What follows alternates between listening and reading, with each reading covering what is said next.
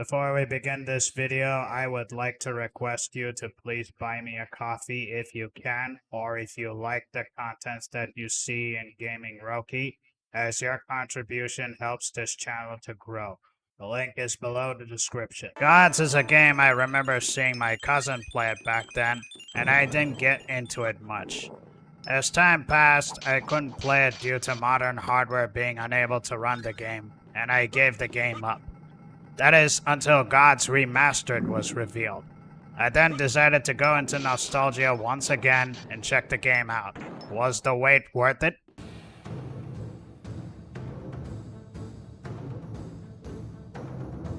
There is not a lot to talk about Gods Remastered. You are on a quest to defeat the 4 guardians to be an equal of a god. You do this by completing levels, and to complete them, you need to reach the exit of each level. For obvious reasons, you are prevented from doing this, as enemies appear out of nowhere, and being a platformer, you defeat enemies and explore the levels, finding treasures that get you points, which gets you more lives. Progression mostly requires you to pull switches. Some are useful, like opening doors, while some others are traps that either split up platforms or have enemies appearing. Strange enough is that you require to get a certain key, as well as pull down a switch to open some doors. What makes this game unique is how you attack.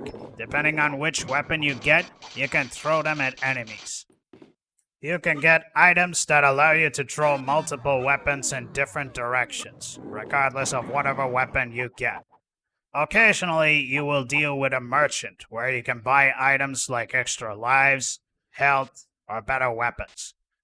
The level design is more focused on puzzles rather than action, and while they don't require a lot of thought, some of them require you to go to specific rooms to get certain items to make progress, which focus mostly on getting a jewel that teleports you to a different area when a certain puzzle is completed.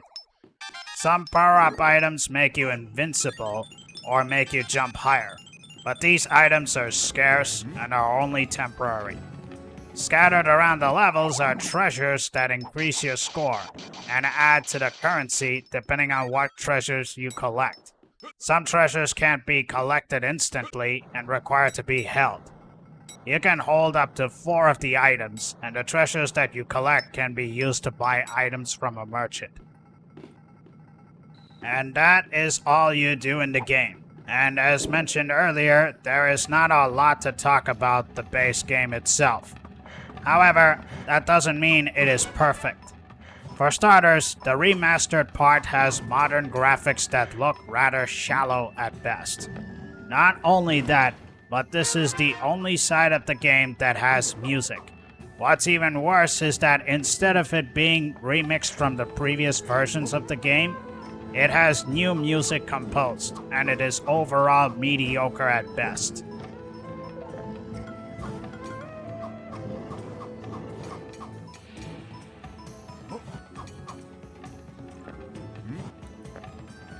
If you switch to graphics, however, you get the classic version, which has the exact sprites based on the Amiga version, but unfortunately does not have any music.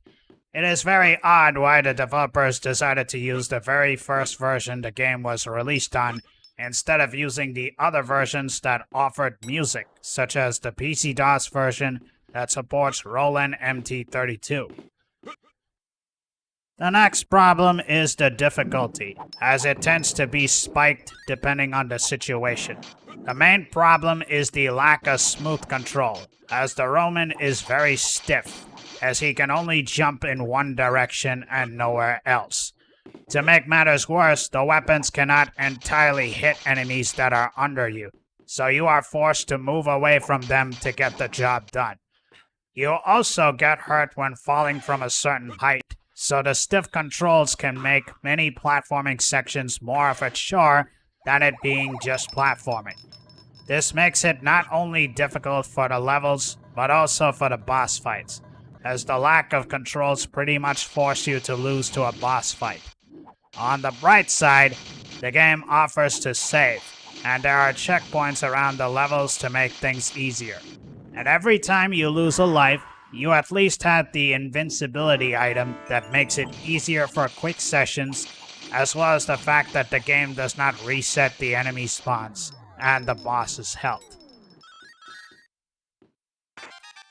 And lastly is the lack of replay value. Having only 12 levels is very short for a platformer, even if the levels are long, as you can't do much in most sections other than finding secrets.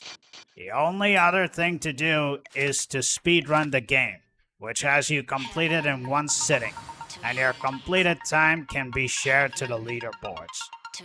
So would I recommend this game overall? Maybe. Gods is a classic, and this remaster makes it much easier to play a classic game. Unfortunately, it is just a port with nothing new to offer. And for what it does offer, it is the mediocre remastered graphics and music. And the controls require a lot of getting used to for our gamers in the present time. If you want to play Gods, but the way it is like in the original, the remastered version is probably for you, as you can simply switch to the classic view and enjoy it the way it is. For those who are past the point of the arcade kind of platformers, this may not be for you.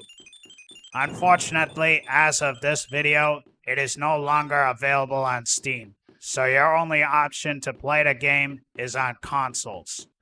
Well, that is it for this review, folks. If you like what you've seen, please give a like, comment, and subscribe.